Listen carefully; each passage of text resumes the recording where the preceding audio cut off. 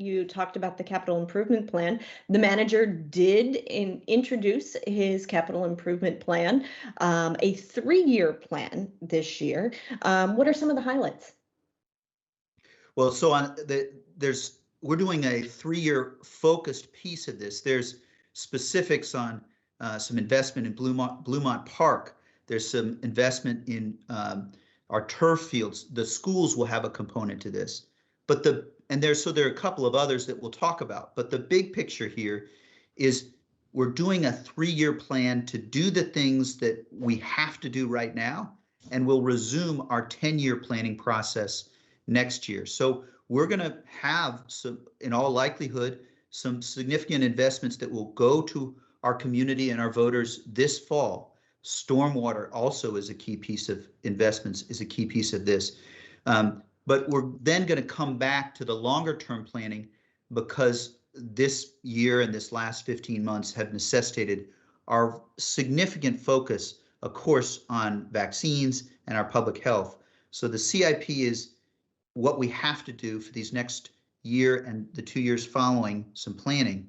And then we'll go back to the more comprehensive, full longer term planning after this. So there's a couple of other specifics that I know we'll want to mention. And Katie, you may have a few on the tip of your tongue. I think you were so right, Matt, though, just to highlight the challenge with the timing of this. You know, folks who, as Matt noted, who paid attention last year, normally we do a 10-year plan on a 2-year basis. We've got a 10-year plan that guides this community's capital investment strategy, and we update it biannually. We have been thrown into chaos by COVID, especially when it comes to long-range economic forecasting, which is the bedrock on which a CIP is built. So when we have challenges, for example, about thinking, you know, we're still trying to figure out what the impact of COVID and work from home might mean for our commercial vacancy rate and what that might mean for our tax base, you know, how is that going to affect next year's operating budget? It becomes nearly impossible when there are so many question marks to forecast out to 10 years. Because importantly, the CIP draws on a lot of different funding sources, some state or federal funds. But one of the biggest things it draws on when we plan for these investments is the tax base. We sell bonds and then we finance repaying those bonds through debt service in the annual budget. And so if we don't even really have a great handle or crystal ball on what the annual budget is going to look like by fiscal 23, it is especially hard to try to figure out for fiscal 2032, right? Which would normally be sort of the time horizon we're planning for.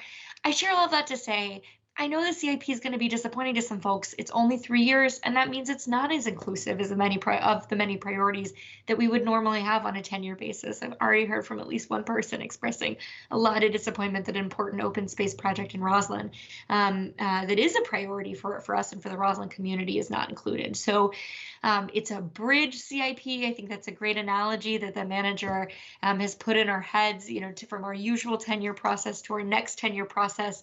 We're going to have this kind of short bridge of a 3-year process. But I know that means, I think anyway, that the CIP process will be characterized not necessarily by kind of, you know, trading off different allocations within it, but really looking at how to lay down some markers, how we want to compete, for example, for new federal transportation funding, which we very much hope is coming, what we want to see in that next 10-year exercise with regard to open space. So I think about it as a chance to sort of surface and talk about some of these big issues, even if people can't point to a line item in the CIP the way in normal circumstances we would all want to be able to do.